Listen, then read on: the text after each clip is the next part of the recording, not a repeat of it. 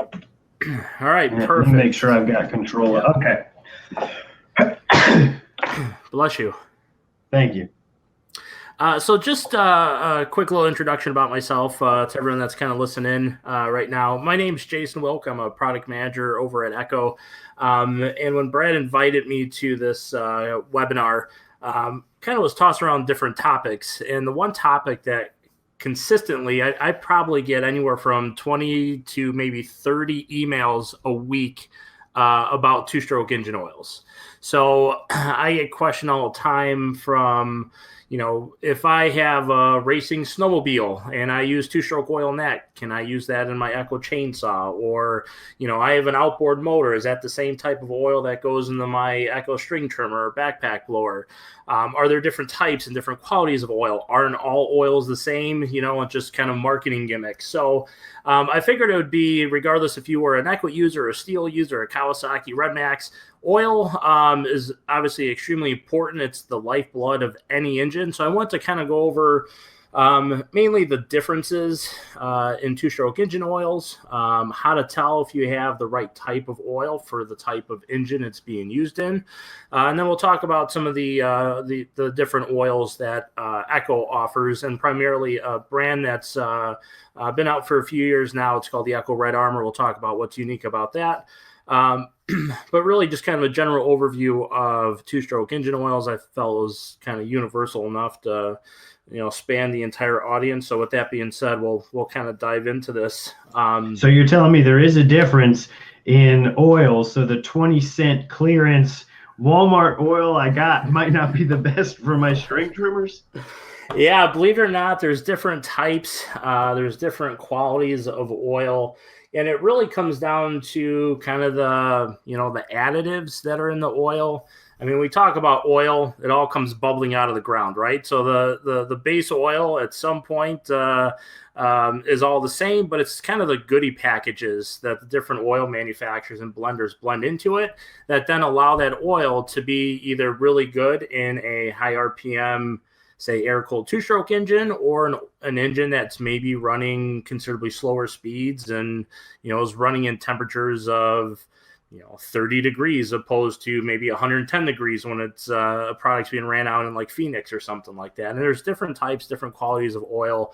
That's kind of what I want to go over because, really the single biggest thing that will maximize the life of your equipment, specifically your handheld two-stroke equipment, is the type and quality of oil you're using. So I've seen engines go from brand new to completely shot and not even usable within 6 hours of runtime if you're using the wrong type of oil, all the way up to if you're using the right type of good quality oil designed for that engine, you can get an engine that lasts over 1,500 hours of operation. And that's the only difference in those engines is strictly the type of oil that was ran through it. So it truly is the lifeblood of any engine, and that's what I want to cover here today. Good deal. And since this presentation, I'm going to be controlling it, you just go ahead and kind of prompt me as the slide operator whenever you want me to switch to something. Yep. Well, you can jump to the next slide right now. So at Echo, we have two different types of oil. So this isn't just a pitch on Echo oil. I do want to talk about obviously what Echo brings to the table from two-stroke oils, but then we're going to also talk about other types of oils and how to know really if the oil that you have currently, if it's not an Echo brand, how to tell if it's the right type of oil for your engine. So starting off, the Echo Power Blend oil, that oil's been around forever and ever. It's a great oil. It is a synthetic blend oil, so that means it does have petroleum and synthetic base oil. You can kind of see our additives there. So some of those additives are like anti-scuff additives, anti-wear additives. We do have a fuel stabilizer, which will extend the shelf life of fuel. And really what Echo's all about with the Power Blend is bringing a high-quality oil at a reasonable price. For a homeowner, a gallon of gas may last them, entire mowing season. Obviously, from a commercial landscaper, it could be a very considerable cost if you're going through 5, 10, 15 gallons a day of this stuff. So we always try to be conscious of cost versus performance. Could we come out with a full synthetic top of the line oil that's, $14 for a 1 gallon mix? Absolutely, but there's really no need to. If you're using the right type of synthetic blend based additives with the right type of additive package to it, you can still get a good performing oil at a very competitive price. So that's just kind of a quick overview of Power Blend. We can go and advance to the next slide here. Well, and I was going to ask real quick, and you might be getting into this later, and if so, you can just tell me. But is the difference between good oils and bad oils, because you said at the beginning it's all the same, is it kind of that the bad oils don't have those additives that are going to help extend life of engines? Correct. So when you get down to the base oil, again, it's all, recycled dinosaurs. I mean, it's all, it comes bubbling out of the ground. It's when you take that base oil and you start adding those anti-wear additives, those anti-scuff additives, the detergents, corrosion inhibitors. Those are all the things that really provide that oil with the attributes to live in a certain environment that's being ran in with that engine. And that's really what separates the lower cost type oils from the premium ones, is obviously all those additives don't come at a $0 cost. Those all cost money. And you want to make sure you're using the right additive package for the engine that you're running that oil into. Got it. Makes sense. All right, so here's a really good picture. Not too many people sometimes get to see the inside workings of a two-stroke engine. So this is just an example of a good quality Power Blend Eco oil in a commercial use string trimmer. So this particular engine had 220 hours of commercial use. Now keep in mind, you can fail an engine within as early as 6 hours if you're using the wrong type of oil. So this engine's got quite a bit of hours on it. You can see the piston ring grooves are nice and clean. That's kind of on the left side. It's showing the skirt of the pistons nice and clean. Top of the piston there, it's got some carbon buildup, but you can see that there's kind of a nice efficiency area. Just overall, it's a good lubricating oil. We don't have a lot of black or burnt oil, so that means that engine wasn't getting hot and baking that oil. It basically was doing what it needed to do, lubricate the engine and keep everything nice and clean. So the next slide. So here's a look at our new Red Armor two-stroke oil. So the Red Armor oil is a step up from the Power Blend oil. Really what's different there is, again, in that additive package. So now not only does it have the same type of additives like the Power Blend, the anti-wear, anti-scuff, corrosion inhibitors, we took it a step further. We actually added a considerable more amount of detergents to it. So what's unique with the Red Armor oil is not only will it keep new engines almost spotless, it actually has the ability to dissolve and remove carbon from engines that may be 3, 4, 5 years old. So as you're burning, obviously oil, you're burning gas within a two-stroke engine, it leaves behind carbon. There's no way to get around that. So what the Red Armor does is actually can dissolve carbon in older engines and free up any carbon that may be burnt onto the top of the piston, maybe in the exhaust port. And what that does is restore power, allows that engine to breathe again, and can actually restore full operating power to the engine by doing nothing else other than just switching to the oil. So, hey, Jason, yep. I didn't mean to cut you off. Does that, I guess you've got to be careful about what you say, but would that extend the life of an engine if you're cleaning off those carbon deposits? Yeah, absolutely. So I've been on the technical side of things I've been at Echo for like 19 years now.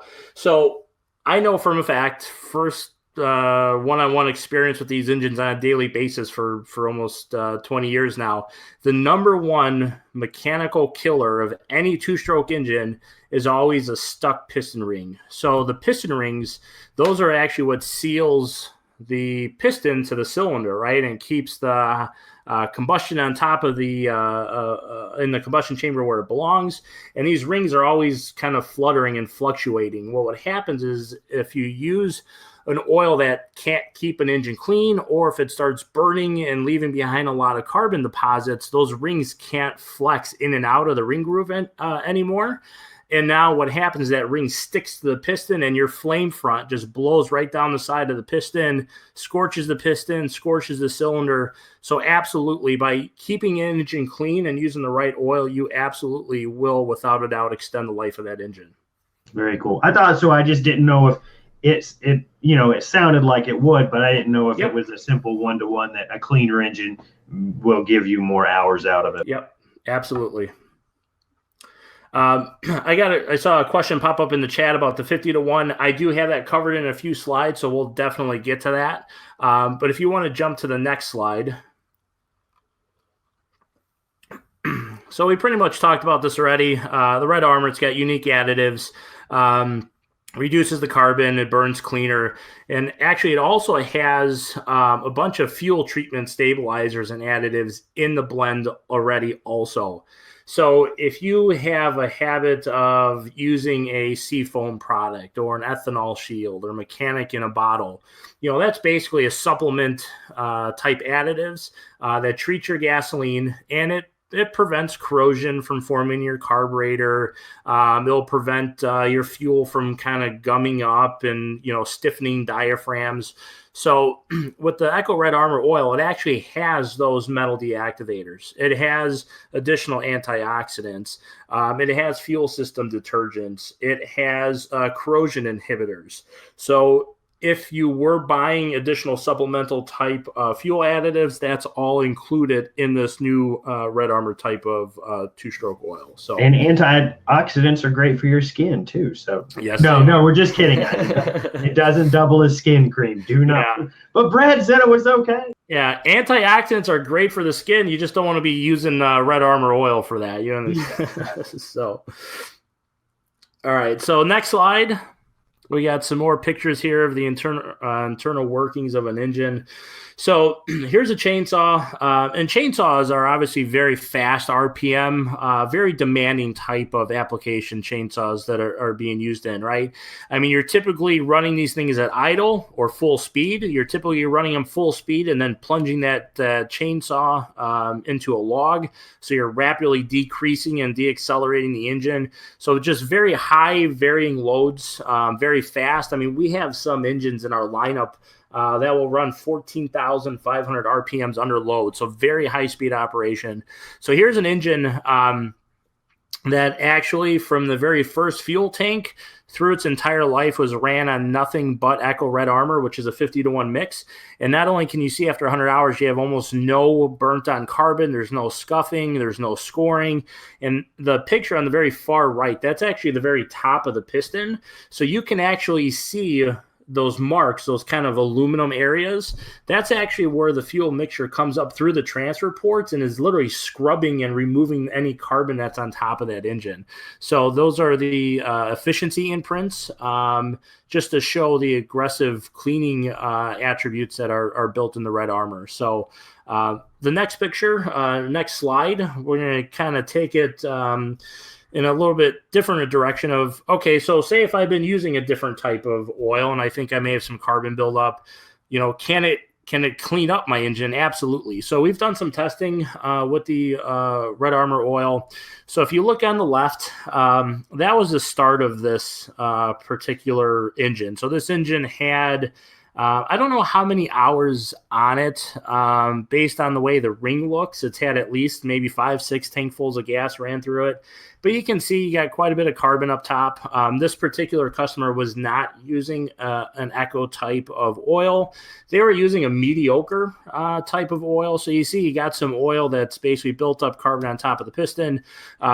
You have some oil that's kind of browning or baking onto the side of what we call the skirt of the piston. And it's kind of like when you're cooking, right? If you got butter, you got oil in a frying pan, and let it get too hot, what happens? It basically turns like that black, tar-like substance. Same thing with engine oil. When you start exceeding its thermal capabilities, it overheats and turns like a black tar, and it literally cooks itself onto the piston, and it's very hard to remove. So what we did is we took that engine, and we did nothing other than switch the Red Armor oil. We did not remove the piston rings. We did not clean anything. We just simply changed the mix. It's the same 50-to-1 ratio. We ran that Red Armor oil in that engine for 60 hours. We took the engine apart, took the pictures. As you can see, that middle section of pictures, you can start to see it's cleaned up the side of the piston skirt really well. On top of the piston, it started removing some of that scaling of carbon that was built up. Again, we did nothing but then put that engine back together. We continued running it. We got another, about 50 hours of runtime on there, so a total of 106 hours. And you can see from start to the 100-hour mark, very nice cleanup abilities with Red Armor. One of the things that we did specifically is we want to make sure that it had the ability to clean carbon, but on the same token, you don't want to clean carbon too aggressively within an engine because you don't want to get to carbon scoring. Carbon's a very hard substance, and if you put a solvent in there that just starts knocking off these big chunks of carbon, that carbon can actually get wedged in between the cylinder and the piston, and then you score your engine, and then you basically were in worse shape than if you would have done nothing. So the solvents is it just like a blood clot or something? Yeah, exactly. We want to slowly dissolve that carbon, flush it out, get it out through the exhaust without aggressively attacking any buildup that may be inside that engine. I did want to ask one other thing too. Yeah. I think I had read somewhere about like not trying to scrape stuff from your exhaust port or anything like that. Is that kind of the same reasoning? Because if anything falls back in, it's bad news. Correct. Yeah, so absolutely. Build up carbon. I'm going off of memory here. It's right below like the hardness of like diamonds. So it's extremely hard material. You get some of that broken off and it starts wedging itself in between the piston and cylinder. Typically the pistons are made from aluminum, so pretty relatively soft material.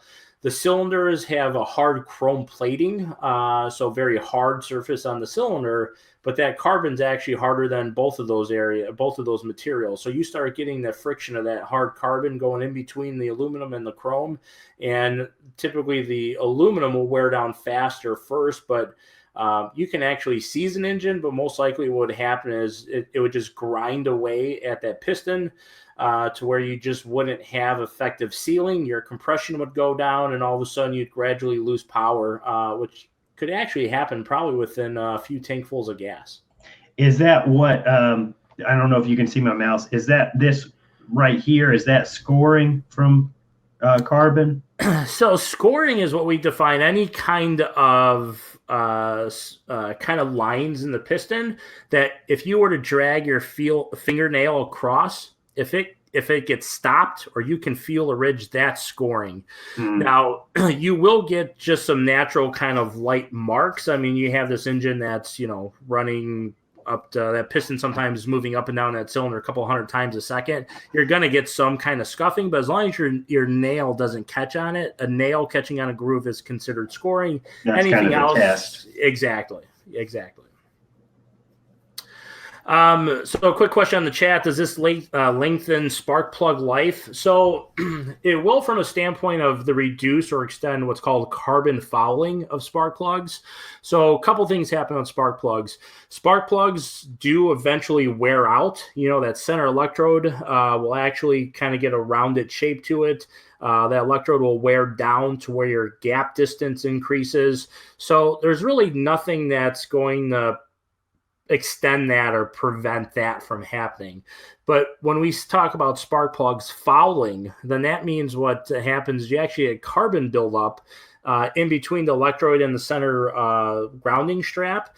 And then what happens is that electricity, opposed to jumping the gap and starting your ignition or starting that fuel mixture, starting the burning process, it basically sends that electricity right to the ground, right to the cylinder. And that happens because of excessive carbon buildup. So yes, absolutely, Red Armor will clean up carbon to prevent that from happening and also reduce the amount of carbon actually building up on that spark plug. So it will drastically reduce the amount of carbon fouling, but as far as the spark plug is simply wearing out, that it's more of a mechanical device. It's going to happen. You really can't do much about that. All right. We'll go to the slide or? next slide. Yep. Okay. So now I've kind of talked about this is the kind of stuff from Walmart. Here we go. This is my speed. Yeah. So unfortunately, there's a lot of misinformation, kind of marketing. I hate to say it, bull crap out there with a lot of different types of oils out there. And there's different. Hey, Jason, I want to cut you off real quick. Are you going to? I wanted to know if I could have like a 1 minute to go run to the garage and actually get one of those little cheap bottles because I want to compare the packaging. You're okay on this slide for 1 minute and talking? Yeah. All right, I'll be right back. All right, so not to pick on the Pro Mix brand, this is just a common type of oil that's on the shelf at some retailers. Unfortunately, to the consumer, when you look at what's on the label, it's Pro Mix, right? So it must be for pro users. It says it's premium, so it's got to be a good quality type of oil. And then it says safely replaces all the different ratios. And then even on the back, it says, good for Husqvarna, Cub Cadet, Ryobi. I believe Echo is on there. So the problem here is with this type of oil is it's telling you it's great for lawnmowers, the chainsaws, the trimmers, right? But it's not really telling you what kind of standards or what type of quality of an oil it is. So what we're talking about here is an unregistered oil. And when it's unregistered, it just means that someone bottled this oil, they put this label on it, but never actually sent it or did any kind of tests on it, right? So really, we don't know if it meets any type of standards. If everyone's familiar with the four-stroke oil world, we have our API ratings, right? The American Petroleum Institute. They're constantly updating and changing the standards. There's SM and SN, and I don't know if SN's the highest now, but API basically certifies a certain grade of oil and says this is good for this type of engine or this type of emission engine or high performance engine. Well, the API does not rate two-stroke oils, but what we'll go over here is there are two types of governing testers of two-stroke oil. One is an ISO standard, and then one's a JASO standard. It's a Japanese Automotive Society organization. So if you look at all the kind of great two-stroke engine builders out there, the Kawasaki's and the Suzuki's and the Zenowas and the Echoes, those are all originally from a Japanese type of manufacturing, Japanese type of design. So they've always kind of led the way in not only two-stroke engine building, but also in testing of two-stroke engine oils to ensure the customer, the end user, is using the right type of oil in their engine. So once Brad gets back here, we'll click to the next slide. I do want to show actually. And I am back. I'm here. I was going to say the Pure Guard is the brand. Pure Guard. Okay. I think I turned my camera off. Let's see here. Yeah. So Pure Guard. This is what I got on clearance for 20 cents, and this is what I used on my Poulan Pro before I switched over to Red Guard stuff. Or Red Armor stuff. Yeah. Red Guard. I'm trying to combine the two brands. But I think when I saw this, I said, it says synthetic blend. Yep. Well, it's backwards. So I said, yeah, synthetic. That can't be bad. Sure. But now as I'm looking on the back, there's, none of those standards that you mentioned versus the Red Armor. And again, it's flipped, so I don't think you can see it, but it's going to say it meets these ISO LEGD and JSO FD things. So, yep. That's a good tip if you're trying to figure out if an oil is, at a certain standard. Those things are what you need to look for, right? Correct. Absolutely. So here's an engine. It's an Echo engine that we ran this Pro Mix mixture on at the 50-to-1 ratio. And you can see within as little as 38 hours, we had, I believe we calculated just under about 40% blockage of the exhaust port. And that's basically the oil not being able to withstand the heat of our high RPM two-stroke engines. And then that oil basically breaking down and causing carbon engine and restricting or starting to build up and block down that exhaust port. So that exhaust port you're looking at, that's where all the hot exhaust gases come out of the engine into the muffler. If that starts to restrict itself and starts to build up with carbon, all of a sudden you can't get those exhaust gases out of the engine, which means you can't get new fresh fuel into the engine. So basically the engine chokes down. It can't breathe. You have issues where the engine may start.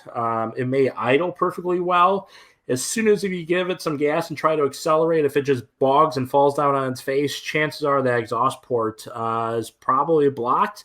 And some of that could be due to the type of quality of oil that you're using. So again, I didn't want to pick on ProMix, but just a good example of the marketing label where it says, hey, it's premium, it's for pros, you can use in all these great brands. It's not registered, doesn't meet any of the industry standards. That could be the result of, or what can happen is by using that type of oil, you can get a result of carbon buildup in your exhaust port. So yeah, and I was out when you were talking about the, marketing techniques, but I think that's why you were agreeing with me when I said I thought it said, if it said synthetic blend, that has to be good, right? It's got to be something. Yeah, and that's the thing is there's a lot of synthetic blends. There's even some fully synthetic oils. And unfortunately, a lot of people, and I was in the same boat, as you hear synthetic and you automatically think it's the best out there. There's some synthetic oils that are actually perform worse in an engine than are semi-synthetic, which is a mixture of synthetic and regular petroleum oil. So you really can't use synthetic as any kind of standard. No. So there's, I'll go over what standards to look for. Obviously, the Eco Oil meets these standards. If you don't have access to Eco Oil or you prefer different brands, hey, as long as you're finding oil that meets these standards, and there's plenty out there, you just got to look for them. We know that a JASO and an ISO certified oil is going to live within the environments of a handheld type of equipment being used in the lawn and landscape industry. So, did you want the next slide? Yeah, well, go ahead and bump on to the next one. So I don't want to harp on this too much, but here's another engine that was basically ran on an oil that was more designed for boat industries. So that's another common question is, okay, so you're telling me I have this two-stroke oil, I run it in my $10,000 boat, but I can't run it in my $200 Echo string trimmer. And it's hard to, get them to explain that. You got to think of, okay, let's take a two-stroke outboard. Let's go put it out on a lake, right? What do you have pumping through that engine? You have relatively cool lake water, right? You have that water is, say, 65, 75 degrees in the summer, flushing through that engine, keeping that engine nice and cool. If you have a highly tuned, high-performance two-stroke outboard, you may be pushing 7,000, 7,500 RPM. I mean, that's a high-output outboard. So you have an engine that's running pretty fast, but it has, 65-degree lake water pumping through it. Well, now you want to go ahead and take that same oil that's designed for a boat, throw it into an Echo chainsaw that may be running at 14,000 RPM under load in Phoenix, where it may be 105 degrees outside. Well, guess what? That oil that was designed for the boat's not designed for those engine speeds. It's not designed for those ambient air temperatures. That oil can't live up in that demanding environment. It starts to bake, it starts to cook, and then that's what you're stuck with in that slide there is just a baked, burnt-on oil. It's sticking the ring. It's insulating that piston. And when you get that carbon buildup on that piston, as that engine's running, it's almost like wrapping yourself in a blanket and trying to run a marathon. You now have all this carbon buildup on that piston. The engine's running hot. It's running hotter because it's not getting the lubrication it needs. And now it can't dissipate that heat to the cylinder because it's wrapped in this layer of carbon. So unfortunately, it's a downward spiral to basically the engine failing. And that's and I'm not trying to rush you, Jason. We've got probably about 5 minutes before the next thing. So just to keep you on track. Yep. So we'll crank through this. So we already talked about, can this oil work? Does that oil work? How about this oil? So we'll go ahead and go through the next slide. So here's a perfect example of what we just talked about, the outboard oil. There's the National Marine Manufacturers Association. Some of those brands, a TCW, it stands for two-cycle water-cooled. They'll say, yeah, it's rated for boats, but go ahead and use in your chainsaws and your string trimmers. Big red flag. If it's TCW, if it's NMMA, it's designed for boat engines. Don't use in your air-cooled power equipment. them saying recommended is tough too, because that's Exactly. I feel like that's a real misleading word there. Exactly. All right. So next slide. So API, we talked a little bit about API, how they rate 4-stroke oils. Back in the day, they used to rate 2-stroke oils. They haven't been rating 2-stroke oils since about 1993. So if you see an oil that says meets API TC, the last time they tested it was at least in 1993. Well, I can tell you engines from 1993 to today are completely different from an emissions, from an operating standpoint. Don't use anything that's recommended for API TC. It dates the oil, and it's not for today's high-performance emission certified. You mean things have changed in 25 years? Get out of town. Yeah, drastically. All right, so next slide. So here's that JASO standard. JASO standards rate from an FA being a low quality oil to an FD, D as in David, being the highest quality oil. This is an independent company that you actually send your oil to. They run it through a 125cc Suzuki 2-stroke. They basically measure the engine before they add your oil, after they add your oil. They look for lubricity, the effects on detergency, the smoke output, how much carbon buildup, and then based on their analysis of how this engine looks after a certain number of hours, they classify it in FA, FB, FC, or FD. FD is currently the highest. That's what you want to look for. And FD is designed for high RPM, air-cooled, emission-certified 2-stroke engines. But the best part of this is the FD automatically supersedes anything below that. So if you had a product that recommended an FB, as in boy, or an FC, as in Charles, you can use an FD product in older type of mix requirements because it automatically supersedes and meets the highest level. So it's going to surpass anything that's recommended below an FD. And as an unrelated side note, if anyone happens to be practicing a British accent, lubricity and detergency are excellent words. Yeah. So real quick, a couple slides here just to show kind of differences between the standard oil and then the Red Armor. So typically we do recommend today's gasolines. They do deteriorate faster due to ethanol. Typically in a commercial application, you guys are flushing through this fuel long before it sits around for up to 3 months. But we do have a standard stabilizer in our Echo Power Blend. When it's mixed with gasoline, it will keep your fuel fresh for about 90 days. You can flip to the next. You have to buy like a stable product or anything extra. Yeah. The only time we would recommend that is if you needed to keep that fuel for longer than 90 days. We would recommend a stable because it just adds additional antioxidants. You know, if someone says, I don't know if I'll use my mix in 90 days, it may take me 6 months, then we'd recommend adding an additional stable product to it. Or we'd recommend, if you go to the next slide, if you just go with the Echo Red Armor oil, that actually has those additional fuel treatment additives. So that'll actually extend fuel freshness for up to 2 years. And then typically if I tell people, if you can't go through a gallon of gas in 2 years, maybe you shouldn't own a gas-powered product because you need to start flushing through your gas there. Yeah, just hire somebody at that point. Exactly. So real quick on the ratios, and then I'll turn it back over to you. The question came up, about the 32-to-1, 40-to-1, 50-to-1. There's no need to have multiple gas cans anymore. It's not the engine that determines the fuel, the oil mix. It's a type and quality of oil that you're using. So if you have a lesser quality oil with not a lot of additives, they're going to tell you to take that oil, mix it at a 32-to-1 or mix it at a 40-to-1 because they want you to flood that engine with as much oil so that it provides lubrication, the engine lives, right? If you're using a high quality oil with all those extra additives and goodie packages in it, you can still provide all the lubrication that engine needs, but at a lesser ratio. So the Red Armor, the Echo Power Blend, and really part of the FD requirement is you have to be able to use that oil in any air-cooled 2-stroke equipment at a 50-to-1 ratio, and it needs to provide the lubrication to the engine. And that is part of getting that FD symbol. So, obviously our oil is FD certified. Yamaha has oil, Kawasaki. There's plenty of players. You can actually go to the JASO website and get the list of 300 different oils they have on there and their classifications. But if you're using an FD rated oil, you can get rid of your other gas cans, mix up one can, 50-to-1, using in all your equipment, regardless of what was originally recommended in the operator's manual. Well, that's good. So like if you've got a good oil like Red Armor, then Yep. ratios are not something you have to worry about. Just, mix the 2.6 ounces to a gallon, and that's the only thing you need to worry about. Exactly. Now, if someone's insistent, like I've only mixed 32-to-1, can I mix Red Armor at that one? Sure, absolutely. It's still going to keep it clean. It's still going to do what it needs to do. You just don't have to. But if you feel more comfortable doing that, have at it. Got it.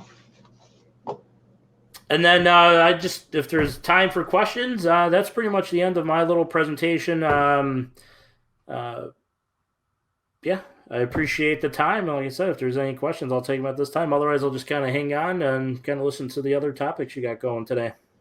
Sure. Oh, and I was going to say that Anna Marie's the young lady I work with at Echo. She was nice enough to send me some Echo goodies too. Yep. So as part of a giveaway, if you want to be entered into that, email me and I'll pick somebody from those. She sent a couple of things, so there'll be a few winners.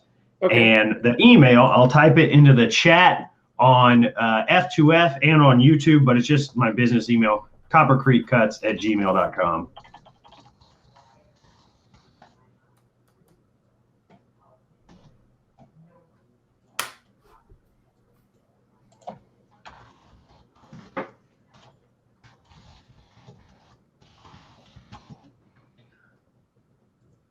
Okay, so that should be in both chats. So just over the next 5 or 10 minutes, anybody who emails, put giveaway in the title, and I'll get you your information and your shipping information. We'll send you those goodies out.